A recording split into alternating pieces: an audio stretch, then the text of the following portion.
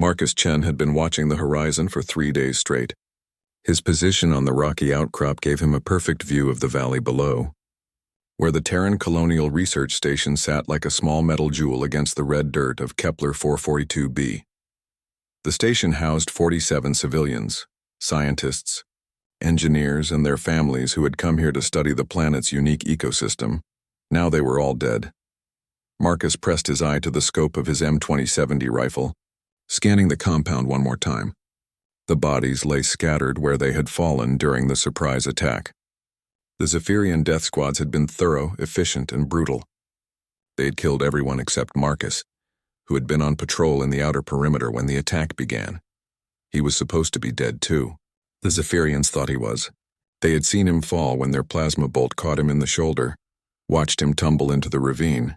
But Marcus Chen was a former Marine sniper, and falling off cliffs was something you learned to survive in special operations training.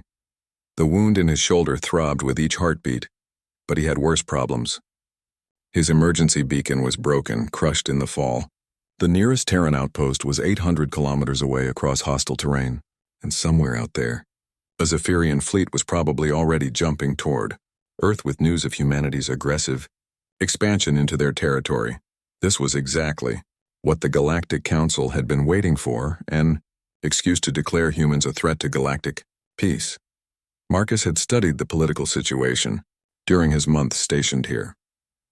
The older races, the Zephyrians, Altarians, and Centauri Collective, viewed humanity as dangerous upstarts. Humans had gone from primitive planet-bound creatures to interstellar colonizers in less than 2 centuries. That kind of rapid expansion made the established powers nervous. The Kepler 442b colony was humanity's furthest outpost, technically in neutral space but close enough to Zephyrian territory to make them jumpy. The research station had been completely legal under galactic law, but that wouldn't matter now. The Zephyrians would claim they were defending themselves against human aggression. Marcus shifted position, feeling the rough stone dig into his ribs. His ghillie suit helped him blend with the rocky terrain, but staying motionless for days was taking its toll. His water was running low and he had maybe 18 hours of ration bars left. Through his scope, he watched Zephyrian soldiers methodically searching the research station. They were looking for data cores, communication logs, anything that might support their story that humans had been planning military action. They would doctor whatever they found, of course. The truth never mattered much in galactic politics. A flicker of movement caught his attention. More ships were coming down from orbit. Not the sleek Zephyrian fighters that had destroyed the station, but bulkier transports. Marcus counted 6 vessels landing in the valley, each one disgorging soldiers in the distinctive blue-gray armor of the Zephyrian Military Command. He did a quick calculation based on transport capacity. Roughly 1,000 soldiers per ship, 6,000 troops total, all armed with plasma rifles, shock grenades, and portable shield generators.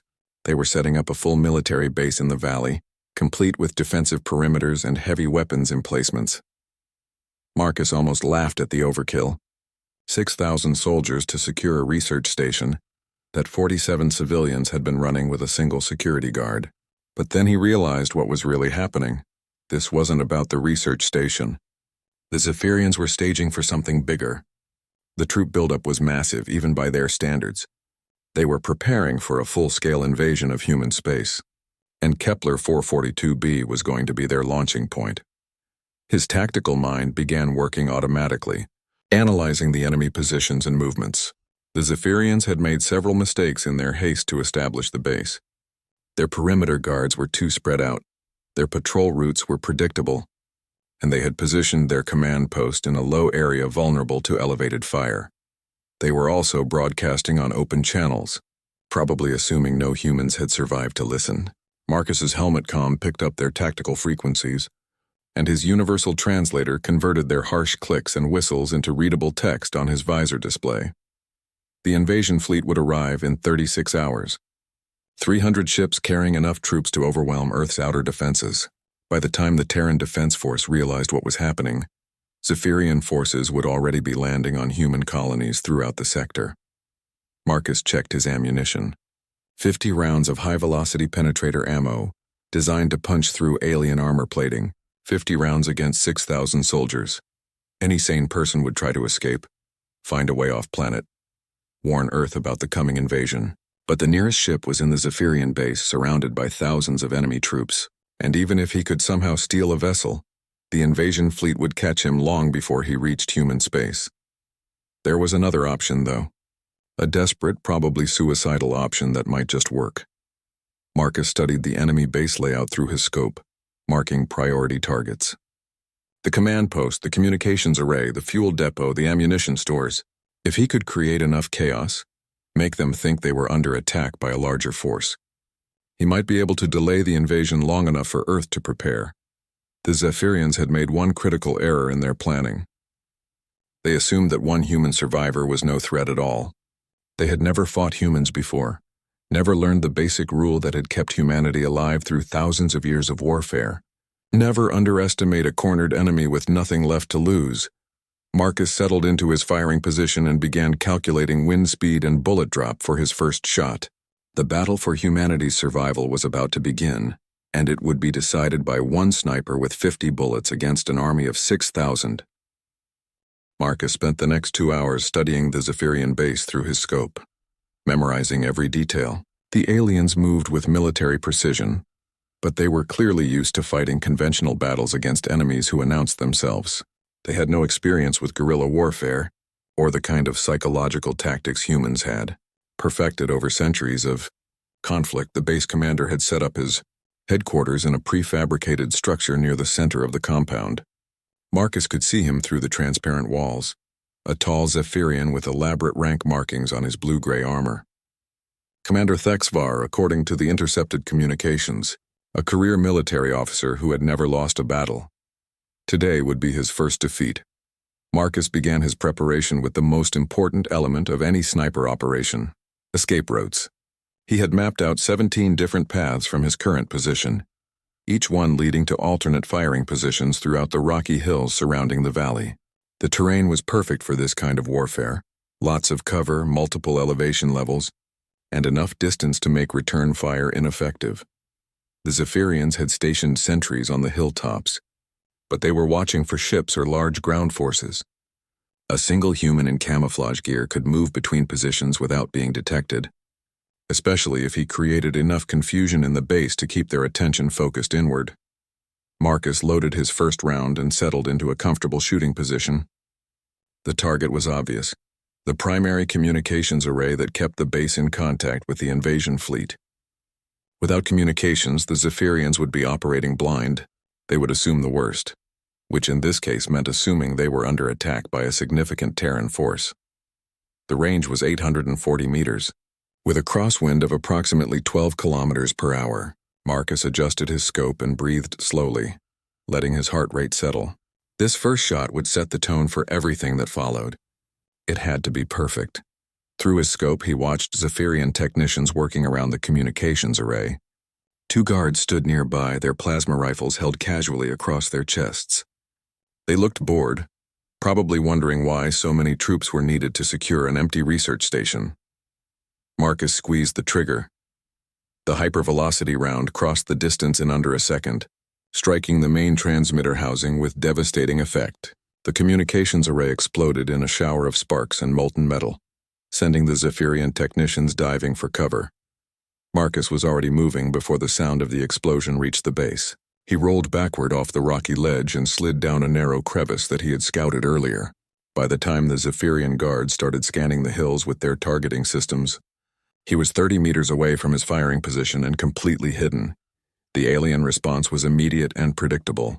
Alarms began wailing throughout the base, and Marcus watched through his handheld scope as hundreds of soldiers poured out of their barracks.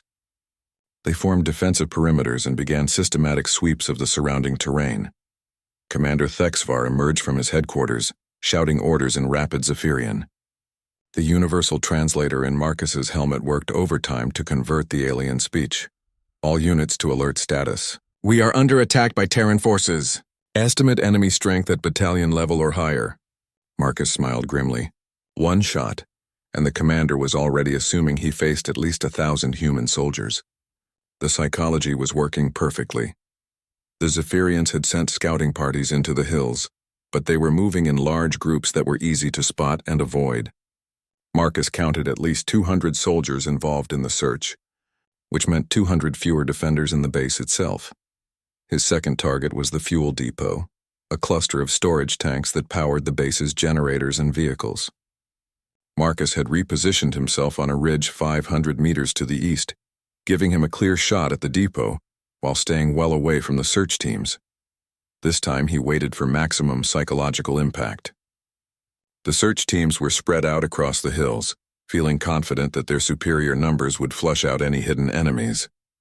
Marcus let them get comfortable, let them start thinking that maybe the attack had been a lucky shot from a single survivor. Then he put a round through the main fuel line. The explosion was spectacular. 3 storage tanks went up in sequence, sending a mushroom cloud of orange flame into the sky. The blast was powerful enough to knock nearby Zephyrian soldiers off their feet and shatter windows in the base buildings. More importantly, it destroyed the base's primary power source. Emergency lighting kicked in throughout the compound, but the main defensive systems went offline.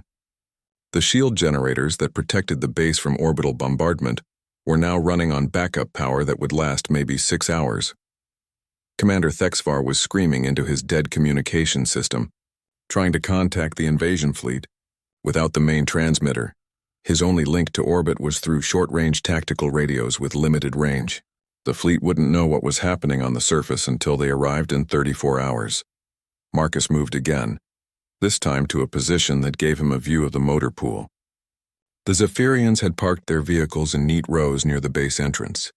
Transports, reconnaissance craft, and several heavy assault vehicles that could punch through most defensive positions. The alien search teams were closing in on his previous firing position, but they were moving slowly and cautiously. Every shadow could hide a Terran sniper. Every rock formation could conceal an ambush. The psychological pressure was building exactly as Marcus had planned. He selected his third target carefully. Not just any vehicle, but the command transport with the distinctive antenna array that marked it as a mobile headquarters. The Zephyrians would be forced to assume the Terran. Intelligence had identified their command structure and was systematically dismantling it. The shot was more difficult this time. 900 meters with a tricky wind pattern, caused by the heat from the burning fuel depot. Marcus compensated for the thermal distortion and put his round straight through the command vehicle's main computer core. The explosion was smaller than the fuel depot, but the psychological impact was enormous. The Zephyrians now knew they were facing an enemy who could strike precisely at their most critical assets from extreme range. This wasn't random terrorism, it was professional. Military action by someone who understood their vulnerabilities. Marcus watched through his scope as Commander Thexvar gathered his senior officers for an emergency meeting. They stood in a tight circle near the headquarters building, clearly agitated. The body language was universal, arms waving, heads shaking. The kind of animated discussion that happened when military professionals realized their situation was far worse than they had initially thought. The search teams were being recalled from the hills. Instead of hunting for the attackers, the Zephyrians were pulling back into defensive positions around their remaining assets. They were thinking like garrison troops now, not like an invasion force. Marcus had fired 3 shots and eliminated their communications, power, and mobile command capability. He had also planted the idea that they faced a significant Terran military force with advanced intelligence and precision weapons. The real psychological warfare was just beginning. Marcus moved to his 4th position, a narrow cave that gave him an excellent view of the base while keeping him completely hidden from the increasingly paranoid Zephyrian sentries. He settled in to wait for nightfall when the real fun would begin. 47 rounds remaining. Darkness fell across Kepler 442b like a heavy blanket. The planet's twin moons provided minimal light, creating a landscape of deep shadows and uncertain shapes that would work to Marcus's advantage. The Zephyrians had never evolved for night hunting. Their homeworld had constant daylight thanks to a binary star system. Marcus watched the base through his night vision scope as the aliens struggled to adapt to the darkness. They had set up portable lighting arrays around their perimeter, but the harsh artificial illumination only served to destroy their natural night vision and create blind spots between the light pools. The psychology was working better than he had hoped. Instead of the confident invasion force that had landed 6 hours ago, Marcus now faced a nervous garrison that jumped at every sound. The Zephyrian soldiers moved in tight groups, weapons ready, constantly scanning for threats that seemed to come from nowhere.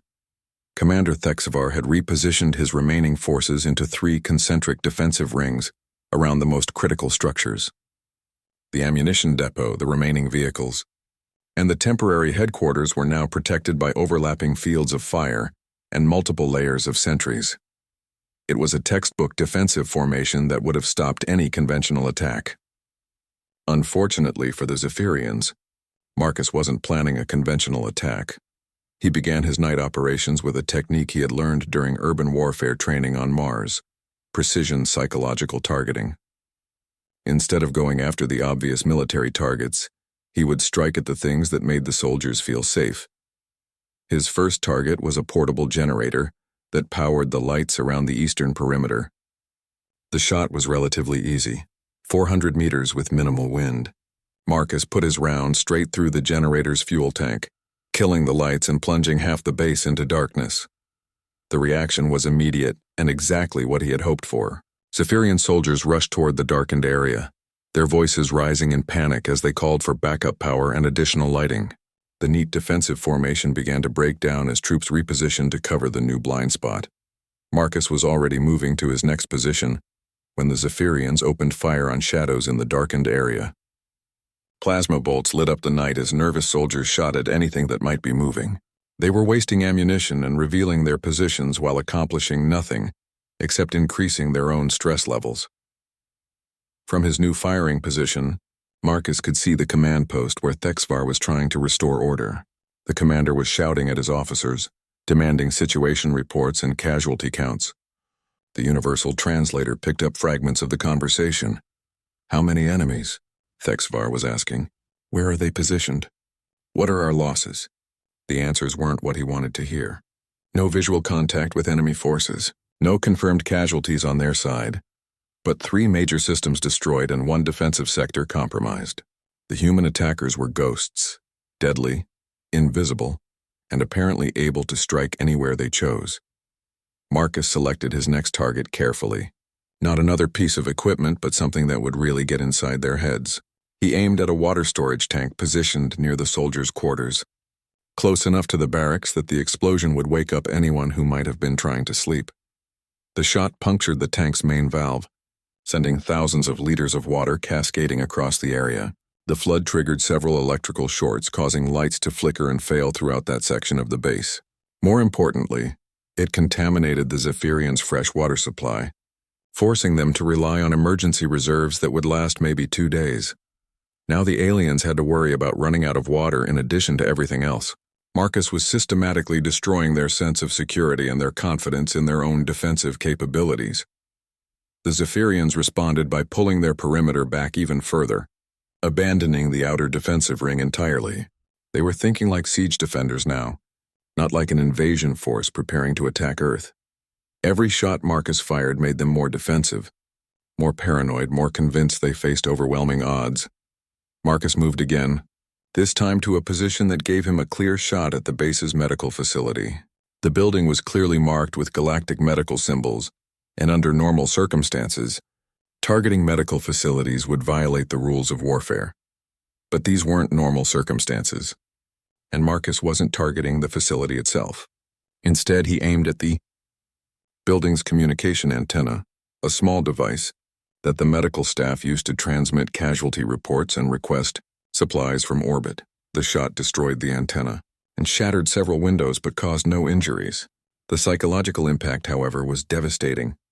The Zephyrians now believed the humans were willing to target medical facilities, which suggested a level of desperation or ruthlessness that made them even more dangerous.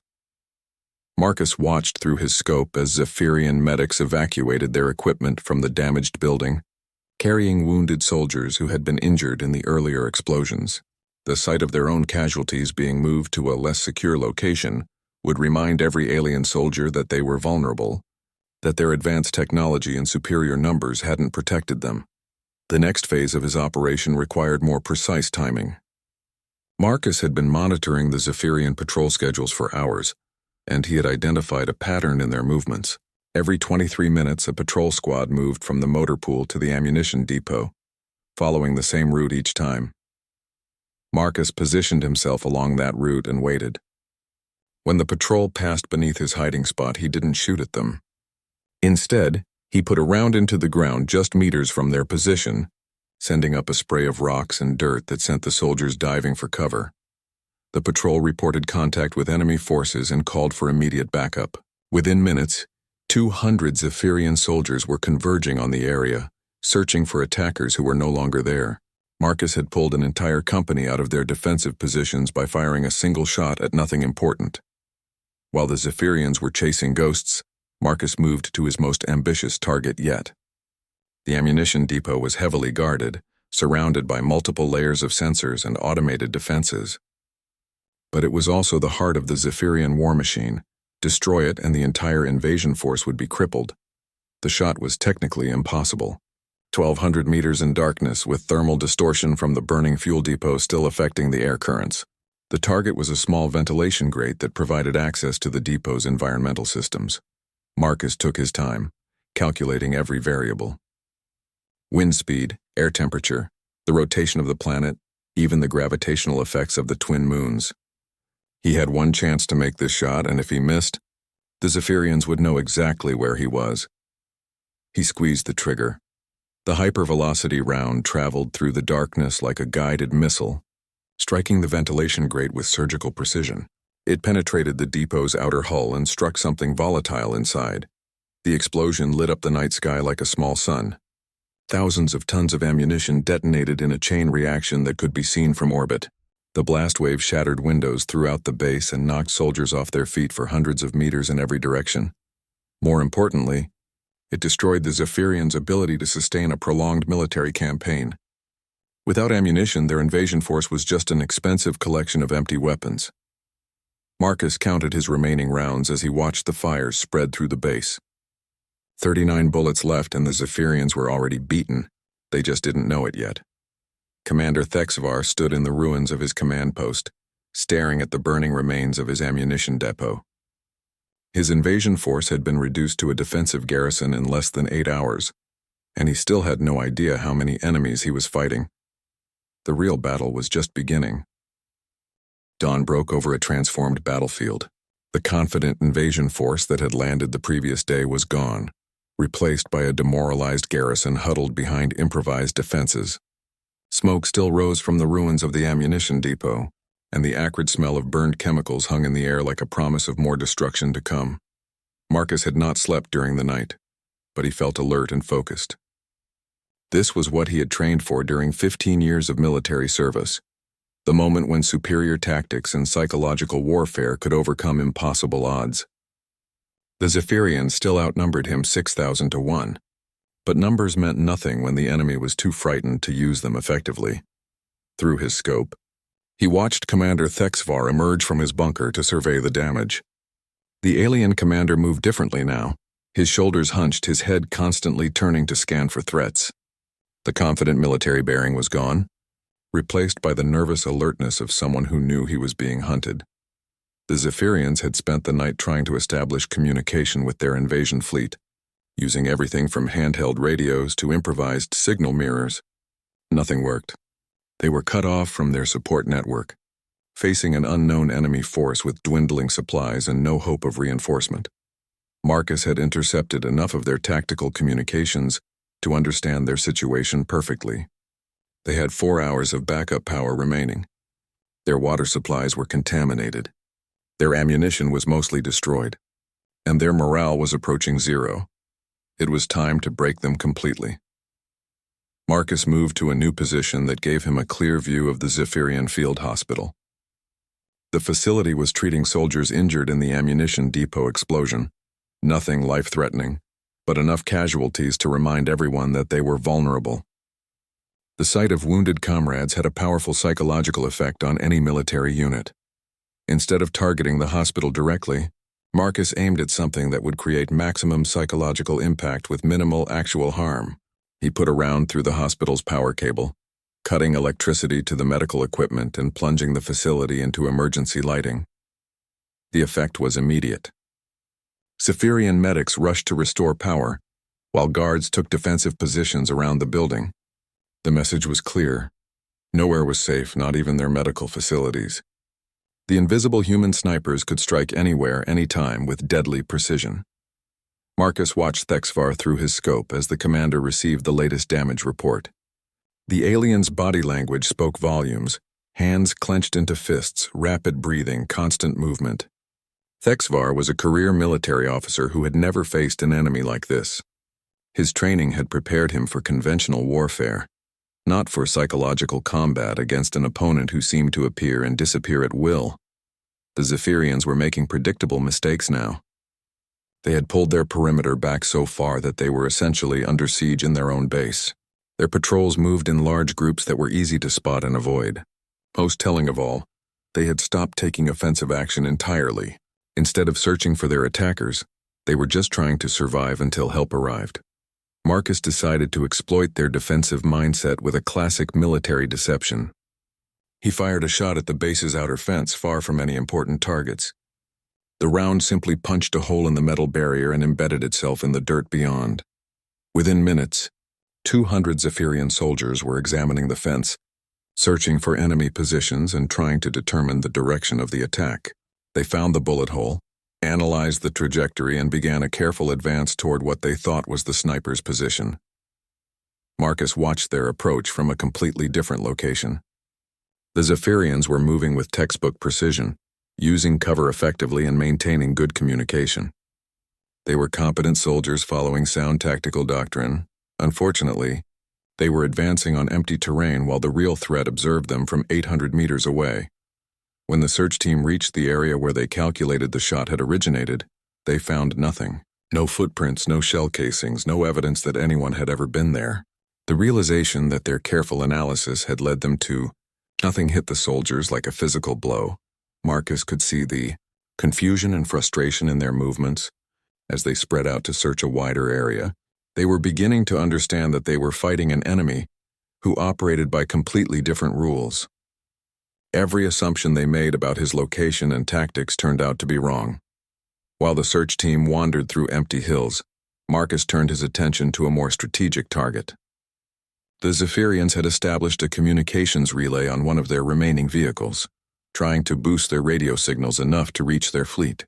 The equipment was primitive compared to their destroyed main array, but it might work if they could get enough power to it.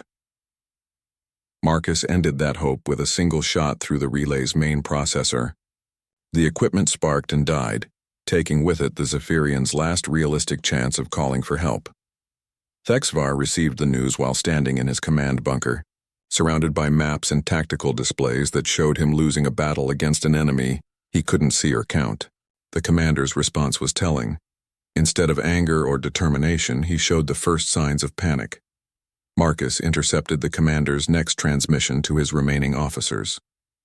The universal translator converted Thexvar's rapid clicks and whistles into readable text. Estimated enemy strength has been revised upward to regiment level. Recommend immediate evacuation to secondary positions. Our current location is compromised and indefensible. Regiment level meant 3,000 soldiers. Marcus had convinced an alien commander that he was facing a force half the size of his own troops, when in reality he was fighting one human with 37 bullets remaining. The psychological victory was complete, but Marcus wasn't finished. The Zephyrians were planning to retreat to secondary positions, which probably meant scattering into the hills where they could establish smaller, more defensible camps. That would make them harder to find, but it would also break up their command structure and eliminate their ability to coordinate any kind of counterattack. Marcus decided to encourage their retreat with one final demonstration of his capabilities. He selected the most visible target in the base, a tall communications tower that the aliens were using as an observation post. The structure was heavily guarded and positioned in the center of their defensive perimeter. The shot was challenging, over 1,000 meters with morning wind shear affecting the bullet's trajectory. But the psychological impact would be worth the difficulty. If he could hit a target in the heart of their most secure area, it would prove that nowhere was safe from the invisible human snipers. Marcus took his time with the calculations, adjusting for every variable he could measure. The tower's observation deck was protected by armor plating, but there was a small gap near the base where support cables connected to the main structure. He squeezed the trigger and watched through his scope as the hypervelocity round severed the primary support cable. The tower swayed, twisted, and collapsed in a cascade of metal and sparking electronics that sent Zephyrian soldiers diving for cover. The collapse of the observation tower was the final straw. Within an hour, Marcus watched the Zephyrians begin their evacuation. They loaded their wounded onto the few remaining vehicles and started moving out in small groups, abandoning their base and heading for the hills. Commander Thexvar left with the last group, constantly looking over his shoulder as if expecting a sniper's bullet to find him at any moment. The proud military officer who had arrived to spearhead the invasion of human space was now retreating in disorder, convinced he was outnumbered and outgunned by an enemy he had never actually seen. Marcus counted his remaining ammunition as he watched the last Zephyrian transport disappear into the rocky terrain. 36 rounds left and the invasion force was scattered and demoralized, but the real test was still coming. In 24 hours, the Zephyrian fleet would arrive expecting to find a secure base of operations. Instead, they would find the wreckage of their advance force and evidence of a Terran military capability that didn't actually exist. Marcus smiled grimly as he began planning his next move. The battle for the base was over, but the war for humanity's survival was just beginning. The Zephyrian invasion fleet dropped out of hyperspace exactly on schedule. 300 warships arranged in perfect formation above Kepler 442b. Admiral Kethran stood on the bridge of his flagship, expecting to receive a status report from the advance force that had been securing the planet for the past 2 days. Instead, he found silence. Marcus watched the fleet's arrival from his concealed position in the hills above the abandoned base. Through his scope's maximum magnification, he could see the massive ships hanging in orbit like metallic storm clouds. Each vessel carried enough firepower to sterilize a planet, and together they represented the largest military force the Zephyrian Empire had ever assembled. They were also about to become victims of the greatest military deception in human history. The fleet's first action was predictable. They sent reconnaissance drones to survey the base and establish contact with the ground forces. Marcus tracked the small aircraft as they swept across the valley, their sensors recording the devastation below, burned buildings, destroyed equipment, and clear evidence of a major battle. What the drones couldn't detect was that all the damage had been caused by a single human with a rifle. Marcus had spent the previous day preparing for this moment. He had positioned debris and equipment to create the illusion of multiple battle sites. Scorch marks on the ground suggested heavy weapons fire. Scattered armor plating looked like the remains of destroyed vehicles. Most importantly, he had arranged the wreckage to tell a story, the story of a Terran military force that had overwhelmed the Zephyrian advanced troops. Through superior tactics and firepower, the fleet's response was exactly what Marcus had hoped for. Instead of landing immediately, they held position in orbit while their intelligence analysts tried to determine what had happened on the surface. The delay gave Marcus time to prepare his most ambitious deception yet. Admiral Kethran's voice crackled over the tactical frequencies as he tried to contact his ground commanders. Marcus's universal translator converted the alien speech into readable text on his visor display. Base Zulu 7, respond immediately. Report status of invasion preparations. The silence that answered was more eloquent than any words. An entire army had simply vanished, leaving behind only ruins and dead communications equipment. Marcus waited until the Admiral's patience ran out. Then he opened fire on the one target that would create maximum confusion. The base's emergency beacon was still functional, powered by an independent battery system. One shot through the beacon's transmitter would ensure that the fleet received no information from the surface, except what Marcus wanted them to know. The shot was nearly impossible over 1,500 meters to a target the size of a dinner plate, firing upward at a steep angle with complex wind patterns caused by the day's heating. Marcus had to account for the planet's rotation, the gravitational effects of both moons, and the electromagnetic interference from the fleet's own systems. He took a deep breath, made his final calculations, and squeezed the trigger. The beacon died in a shower of sparks, taking with it the fleet's last hope of getting reliable information from the ground. Now Admiral Kethran had to make decisions based on incomplete data. and his own assumptions about what had happened to his advance force. The Admiral's next transmission revealed his growing concern. All units maintain defensive posture. Possible Terran fleet in system. Initiate deep scanning protocols. Marcus almost laughed. The Zephyrians were now scanning space for a human fleet that existed only in their imagination. Every minute they spent looking for non-existent ships was another minute for Earth's defenses to prepare for what was coming. But Marcus needed to do more than just delay the invasion. He needed to convince the fleet that attacking human space would be suicide. His next target was a piece of abandoned Zephyrian equipment that he had been saving for this moment. A portable shield generator that the retreating troops had left behind when it became too damaged to move. The device was still partially functional, its energy signature visible to the fleet's sensors. Marcus put a round through the generator's power core, causing it to explode in a brilliant flash of light that would register on every sensor in orbit. To the fleet's instruments, it would look like a Terran weapon destroying Zephyrian equipment with a single precisely targeted shot. The psychological impact was immediate. Admiral Kethron ordered his ships to increase their defensive screen and begin active scanning for hidden Terran vessels. The massive fleet that had come to invade human space was now behaving like a defensive force, expecting attack. Marcus continued his deception by targeting the wreckage of vehicles that the Zephyrians had abandoned. Each shot was carefully placed to create the illusion of ongoing combat between human and alien forces. The explosions were small but visible from orbit, suggesting that the battle was still raging, and that Terran forces were systematically destroying everything the Zephyrians had left behind. From Admiral Kethron's perspective, the situation was becoming increasingly dangerous. His advance force had been defeated by an unknown number of Terran troops.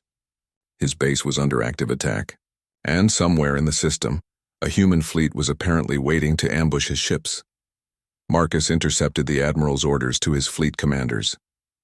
The translation showed a military leader who was rapidly losing confidence in his mission. Estimate Terran fleet strength at 50 to 70 ships minimum. Ground forces equipped with advanced stealth technology and precision weapons recommend immediate withdrawal to reassess strategic situation. 50 to 70 ships. Marcus had convinced an entire invasion fleet that they faced a naval force that didn't exist. The Admiral was seeing threats everywhere because he had no reliable information, and his imagination was filling in the gaps with worst-case scenarios. But Marcus wasn't finished.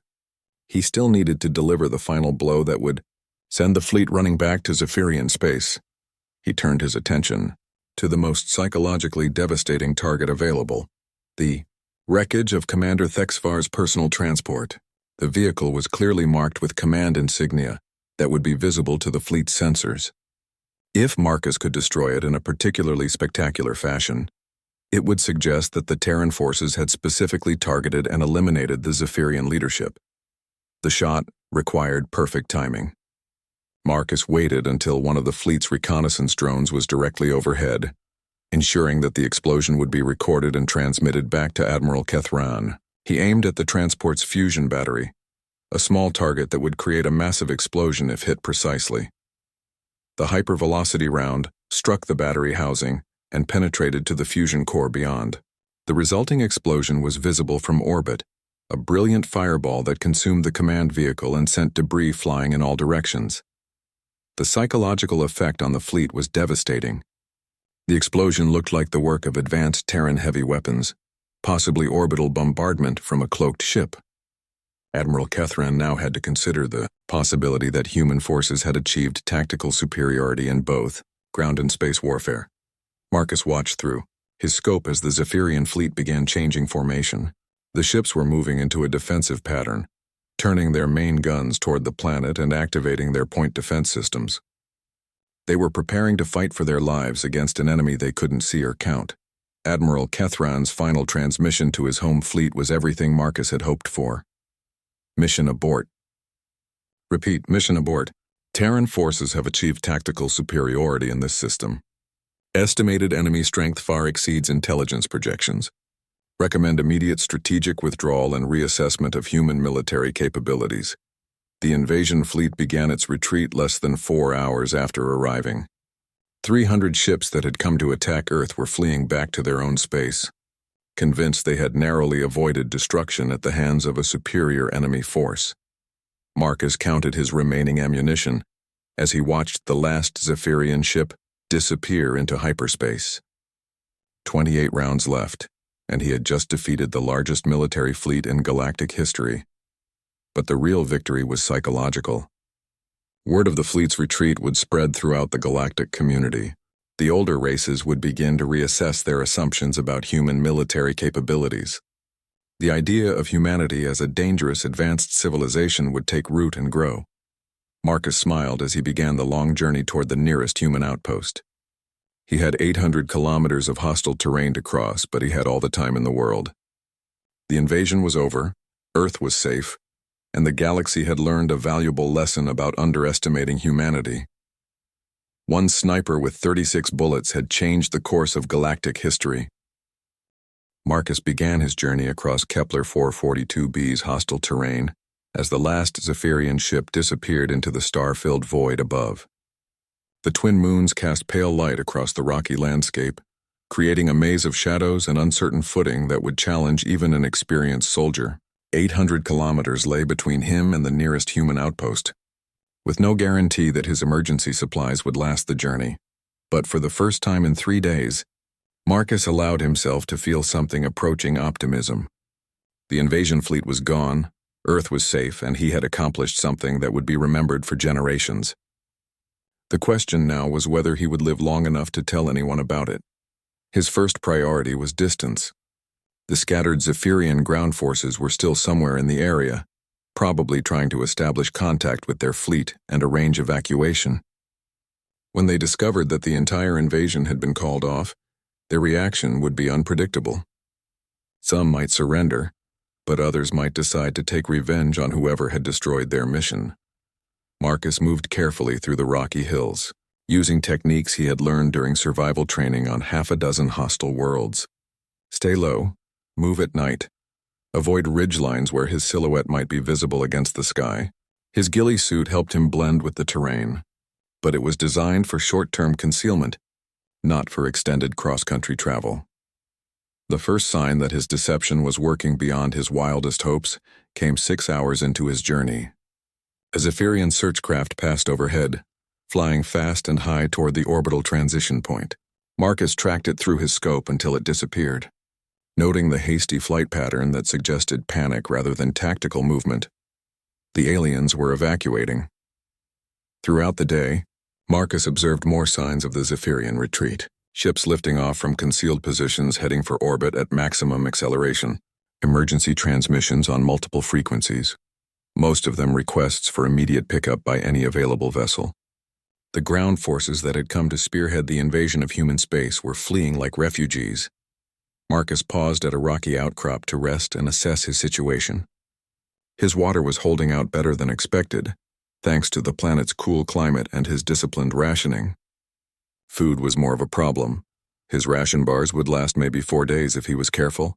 The wound in his shoulder had stopped bleeding, but it throbbed with each step and limited his mobility. More concerning was the psychological pressure of the journey ahead.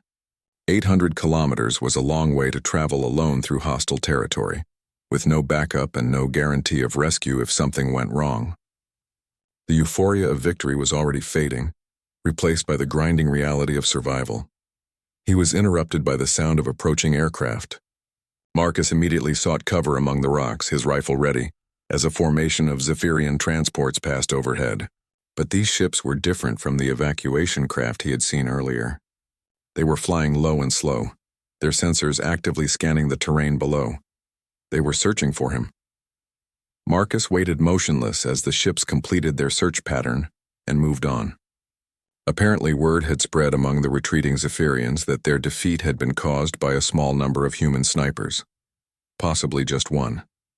Some of the alien commanders had decided to find and eliminate this threat before leaving the system. The hunt was on, but Marcus had advantages the aliens didn't expect. He knew the terrain better than they did, having spent weeks patrolling this region before the attack. He also understood their psychology. They were afraid of him now, convinced he possessed almost supernatural abilities. That fear would make them cautious, predictable, and prone to mistakes. Over the next 2 days, Marcus played a deadly game of cat and mouse with his pursuers. The Zephyrians had at least 50 soldiers and multiple aircraft dedicated to finding him. But they were operating in unfamiliar territory, against an enemy who seemed to appear and disappear at will. Marcus used every trick he had learned during 15 years of military service. He laid false trails that led the search teams away from his actual route. He used the planet's iron-rich rocks to confuse their electromagnetic sensors. Most effectively, he occasionally fired a single shot at extreme range, just close enough to panic the searchers without actually hitting anyone. Each shot sent the Zephyrians into elaborate defensive maneuvers, wasting hours of search time while Marcus moved steadily toward his destination. The aliens were so afraid of his supposed superhuman marksmanship that they assumed every random noise or shadow might be another sniper attack. The psychological warfare that had started at the research station was continuing during his escape. The Zephyrians were defeated troops now, but they were still spreading the legend of the human sniper who could strike from impossible ranges with perfect accuracy. When they finally returned to their own space, they would carry that legend with them. On the 3rd day of his journey, Marcus encountered something that changed his understanding of what he had accomplished. A long-range communications array, apparently abandoned by a Zephyrian reconnaissance team, was still broadcasting on open frequencies. His universal translator picked up transmissions from across the sector, and what he heard amazed him. The story of the Kepler 442b battle was already spreading throughout the galaxy. The details were wildly exaggerated. Some versions claimed that the entire Terran Marine regiment had destroyed the Zephyrian base, while others suggested that Earth had deployed some kind of superweapon that could strike from interstellar distances. But the core message was consistent across all the reports. Humanity was far more dangerous than anyone had realized. The older galactic races were reassessing their assumptions about human military capabilities. Some were calling for immediate diplomatic contact with Earth, while others were advocating for a preemptive strike before humans became too powerful to contain. Marcus realized that his actions had triggered a galactic crisis. The balance of power that had kept the peace for centuries was suddenly in question. Earth would face new challenges in the coming years, but humanity would face them from a position of respect rather than contempt. As he continued his journey, Marcus began to plan his report to Terran Command. The truth about what had happened at Kepler 442b would remain classified at the highest levels. Revealing that one sniper had defeated an entire invasion fleet would undermine the very reputation he had created. But the tactical lessons he had learned would be invaluable for training future defenders of human space. The key insight was that in asymmetric warfare, perception often mattered more than reality. A small force could defeat a larger enemy by controlling information and exploiting psychological vulnerabilities. The Zephyrians had lost because they had filled information gaps with their own fears and assumptions. It was a lesson that humanity would need to remember. As Earth's expansion continued, humans would inevitably face enemies with superior numbers and technology. Victory would depend on superior tactics, better intelligence, and the ability to make opponents defeat themselves through their own mistakes. On the 5th day of his journey, Marcus reached the crest of a hill and saw something that made him smile for the first time since the battle began. In the valley below, the geometric shapes of human buildings were visible against the red soil of Kepler 442b. The Terran outpost looked exactly as he remembered it. Small, practical, and utterly human in its efficient design.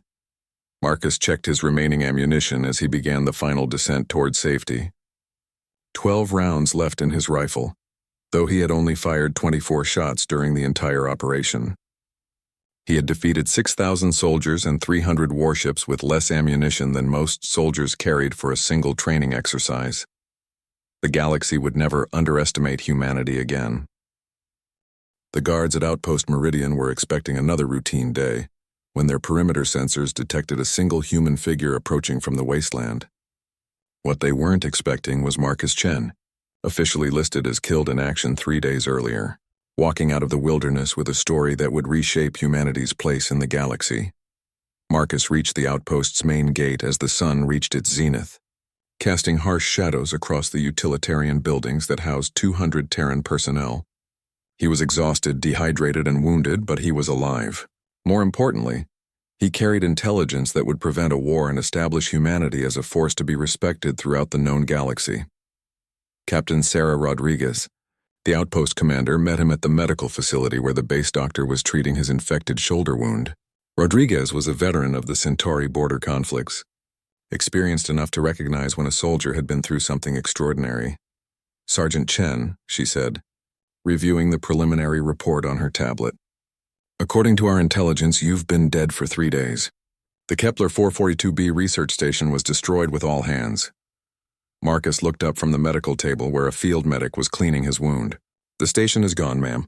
47 civilians dead. But the Zephyrian invasion has been stopped." Rodriguez frowned. "What invasion? Our deep space sensors haven't detected any Zephyrian fleet movements in this sector. They came and left, ma'am. 300 ships? They've returned to their own space and they won't be back anytime soon." Over the next hour, Marcus told his story to an increasingly amazed audience. Captain Rodriguez had called in her intelligence officer and communications specialist, both of whom listened with growing disbelief as Marcus described how he had defeated an entire invasion fleet with 50 rounds of ammunition and superior tactics. The intelligence officer, Lieutenant Kim Park, was the first to grasp the broader implications. "Sergeant, if what you're saying is true, you've accidentally triggered the largest shift in galactic politics in over a century. Our communications arrays have been picking up transmissions all across the sector. Every major civilization is talking about humanity's supposed military capabilities." Rodriguez nodded grimly. "Show him the intercepts." Park activated a holographic display that showed communication traffic throughout the local galactic region. The volume of transmissions had increased by 300% in the past 72 hours, with most of the traffic focused on a single topic: the mysterious human military force that had destroyed a Zephyrian invasion fleet. "The Altarians are demanding an emergency session of the Galactic Council," Park explained.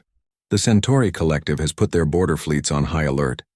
3 minor civilizations have already sent diplomatic messages to Earth requesting non-aggression pacts." Marcus watched the data streams with fascination. His deception had worked even better than he had hoped. Not only had he stopped the invasion, but he had convinced the entire galaxy that humanity possessed military capabilities that existed only in alien imaginations. "What's Earth's official response?" he asked. Rodriguez smiled grimly. "That's above my pay grade, but I can tell you that Terran Command is very interested in talking to you.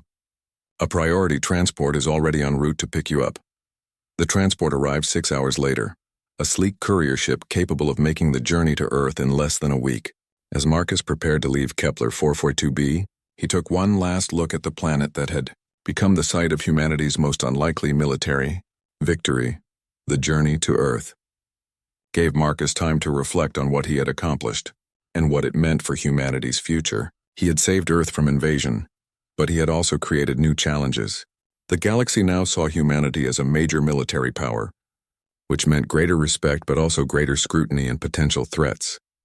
More importantly, he had proven that humans could compete with alien civilizations that possessed superior technology and numbers. The key was asymmetric warfare, using superior tactics, better intelligence, and psychological manipulation to make enemies defeat themselves. When the transport reached Earth, Marcus found himself at the center of a carefully orchestrated intelligence operation.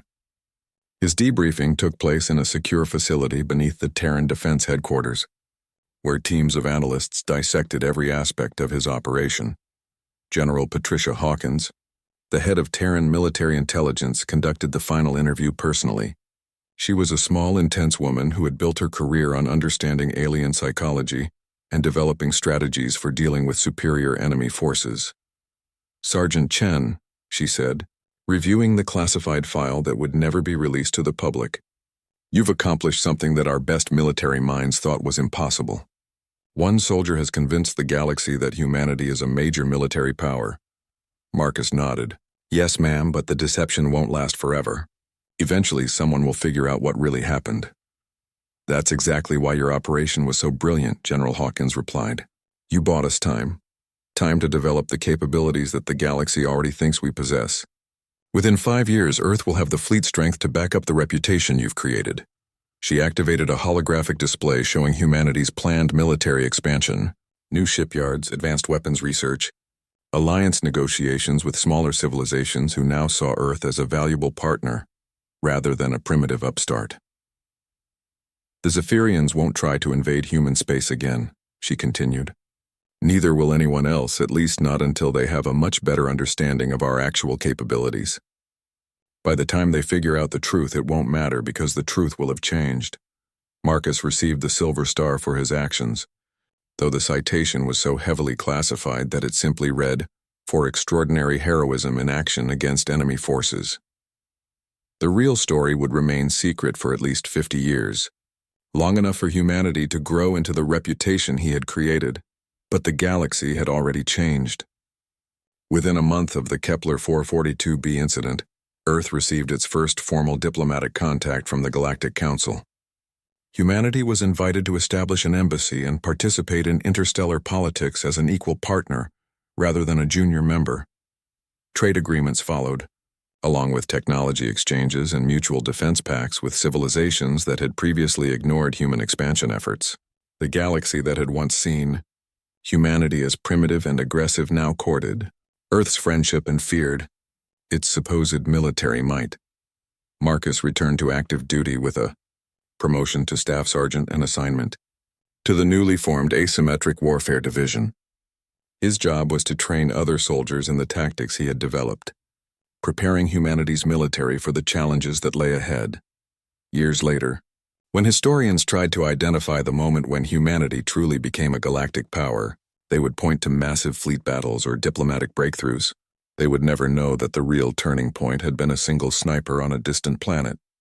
Armed with 50 rounds of ammunition and an understanding of alien psychology, Marcus Chen had gone to Kepler 442b as a security guard for a research station.